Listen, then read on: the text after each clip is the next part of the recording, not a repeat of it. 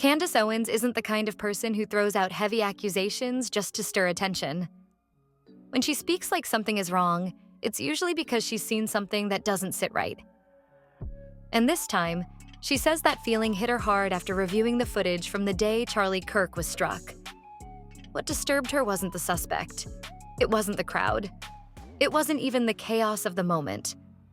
Her attention went straight to one person standing just feet away from Charlie when everything happened. Mikey McCoy. Candace slowed the footage down frame by frame. And right at the exact second Charlie falls, something strange happens. Mikey lifts his phone to his ear almost instantly. No hesitation. No visible shock. No glance back. It looked automatic, almost practiced, as if he already knew what was happening. That single movement froze people watching. Because when something unexpected happens right next to you, most people panic. They flinch. They freeze. They turn around. But Mikey didn't do any of that. He calmly raised his phone and walked away. And that was only the beginning.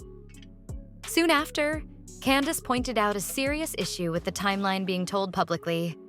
Pastor Rob McCoy, Mikey's father, went on stage and said his son called him immediately after Charlie went down.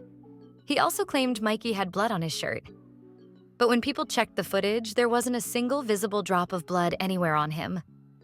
Even more troubling, the timing didn't match. The phone call Pastor McCoy described didn't line up with what cameras showed. And when Candace laid those two versions side by side, it raised a question no one wanted to ask out loud. Why don't these stories match? That's when Candace stopped treating this like a misunderstanding and started treating it like a pattern.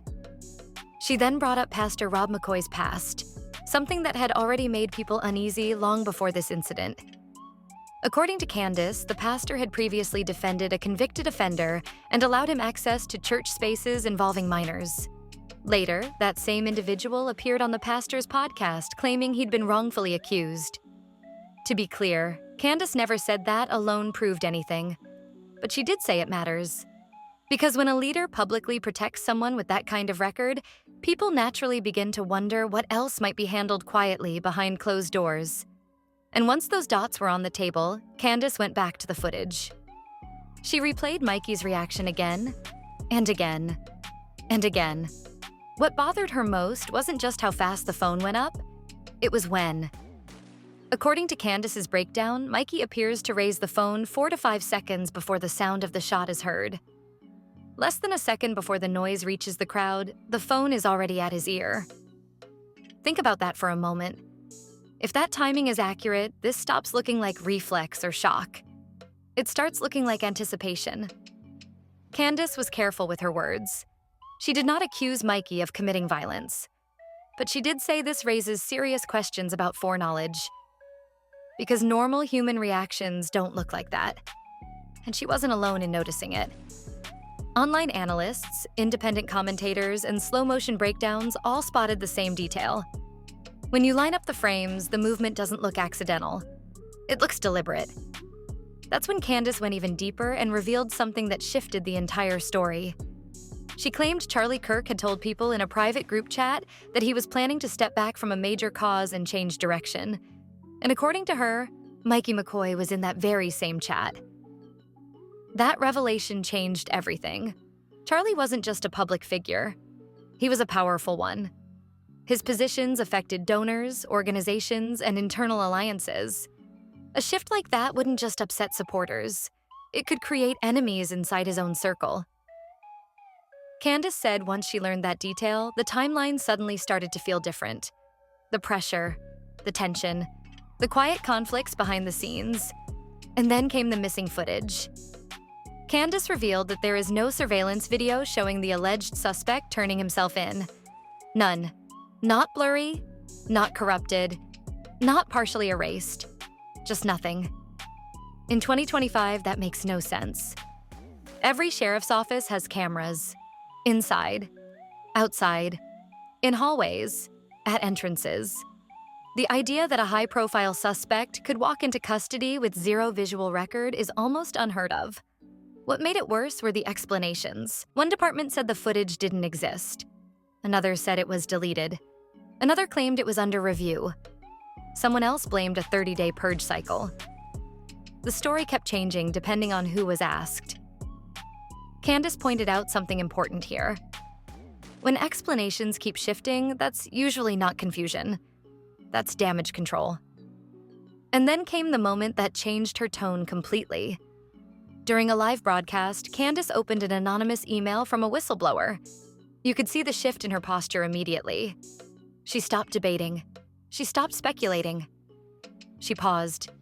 Then she said quietly, "This isn't about politics anymore."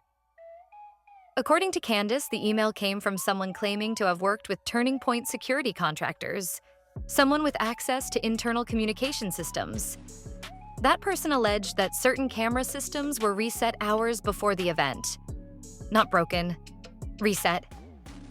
The email reportedly included internal timestamps that lined up exactly with the window of missing footage. Candace said if that information is accurate, this stops being negligence and starts looking like intent. And the final line of that email is what left people shaken.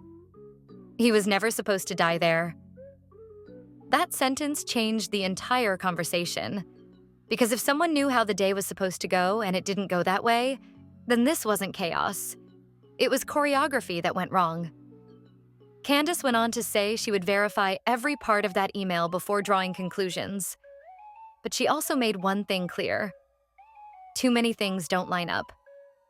Mikey's reaction, the phone timing, the conflicting stories, the missing footage, the vanished records, the internal pressure Charlie was reportedly facing, the unexplained calm in the middle of chaos. None of it proves guilt, but it also doesn't look clean. And that's why people aren't letting this go. Because when the truth is simple, timelines match, footage exists, stories don't change, and reactions make sense. This story doesn't. And if Candace is right, if Charlie really was preparing to step away and people close to him knew it, then the truth may not be buried in rumors at all. It might be sitting inside unreleased footage, locked phone records, and messages the public hasn't been allowed to see yet. So the question remains, was Mikey McCoy just in the wrong place at the worst possible moment? Or was he part of something much bigger that still hasn't come to light? That's for you to decide. Drop your thoughts in the comments, subscribe for the next breakdown, and stay tuned, because the hospital timeline is next, and it raises even more questions no one has answered yet.